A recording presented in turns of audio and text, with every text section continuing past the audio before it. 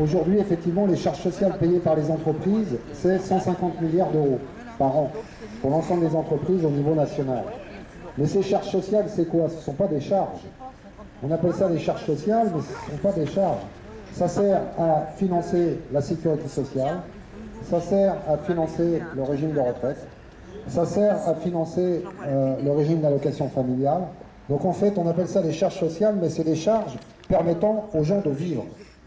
Et donc ce ne sont pas des charges. Donc nous, effectivement, au niveau du Front de gauche, on propose d'augmenter les charges sociales pour que les salariés puissent mieux vivre, pour que les salariés puissent être mieux soignés, pour que les salariés puissent partir à la retraite plus tôt. Parce que quand on va dans une entreprise à KP1, par exemple, où ils ont bossé pendant 30, 35 ans, 40 ans, à 1 300 € par mois, qui sont complètement lessivés, eh bien oui, ils ont le droit de partir en retraite à 60 ans. Donc la question des charges sociales, de mon point de vue, n'est pas un problème. Par contre, il y a un problème qui plombe la compétitivité des entreprises, c'est ce que j'appelle les charges du capital. Et les charges du capital, ils sont élevés en 2010 à 300 milliards d'euros. Donc d'un côté, on a les charges sociales à 150 milliards d'euros, de l'autre côté, on a les charges du capital à 300 milliards d'euros, et on nous parle que des charges sociales. Eh bien non. Moi, je dis qu'il faut réduire les charges sociales, les charges du capital, pardon, pour améliorer la compétitivité des entreprises. Et réduire les charges du capital, c'est quoi? Eh bien, c'est réduire les dividendes versés aux actionnaires. 200 milliards d'euros en 2010. Il faut également réduire les intérêts payés aux banques. Les intérêts payés aux banques, c'est 150 milliards d'euros en 2010. Donc oui, on peut diminuer les charges des entreprises et toutes les entreprises sans toucher aux charges sociales. Et moi je dis qu'il y en a marre que les journalistes nous interrogent uniquement sur la question des charges sociales. Ils devraient nous interroger sur la question des charges du capital, parce que c'est ce qui plombe la compétitivité et c'est ce qui plombe la croissance économique. Donc au niveau du Front de gauche, oui à l'augmentation des charges sociales et oui à la diminution des charges du capital. Certains nous disent sur cette question, Eric, que les entreprises risquent de partir si effectivement les charges sociales augmentent. Donc comment faire pour justement éviter que les entreprises partent à l'étranger, notamment là où la main-d'œuvre est la moins chère? Alors là, il y a quelque chose, c'est... ça vaut son pesant de cacahuètes.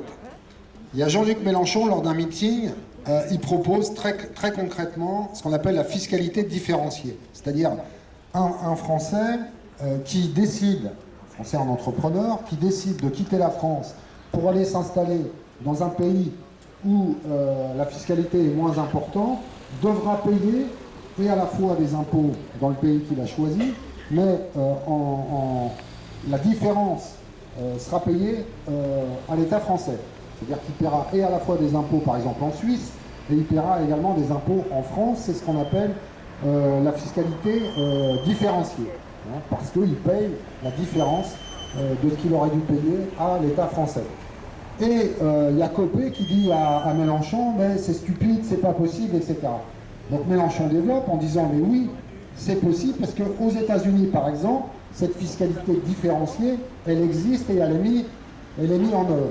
Et il dit d'autre part, je vous invite à écouter le discours de Sarkozy d'hier soir, où il reprend précisément au mot à mot la proposition de Mélenchon sur la fiscalité différenciée. Donc on voit bien qu'avec cette affaire, il y a simplement des personnes qui se mobilisent pour éviter que cette proposition de bon sens soit mise en œuvre dans notre pays. Mais on a cette possibilité-là, donc de faire en sorte que ceux qui décident de quitter la France pour aller s'installer dans un pays afin de payer moins d'impôts, eh bien, on a la possibilité de les accrocher au pantalon et de leur dire, hop là, vous devez, compte tenu que vous êtes français, compte tenu que vous habitez en France, continuer à participer à la solidarité nationale. Et ça, c'est pas une mesure aberrante, puisqu'elle est mise en œuvre dans des pays comme les États-Unis. Donc il n'y a pas de problème là-dessus, on ne les lâchera pas et on va les accrocher à la couture du pantalon. Une autre question encore? Faut que je te pose encore une autre question, paraît-il. Les impôts. Aujourd'hui, on entend souvent dire on paye trop d'impôts en France. Je crois que le Front de gauche, sur cette question, a des propositions. D'ailleurs, d'autres candidats, suite à nos propositions, en ont fait.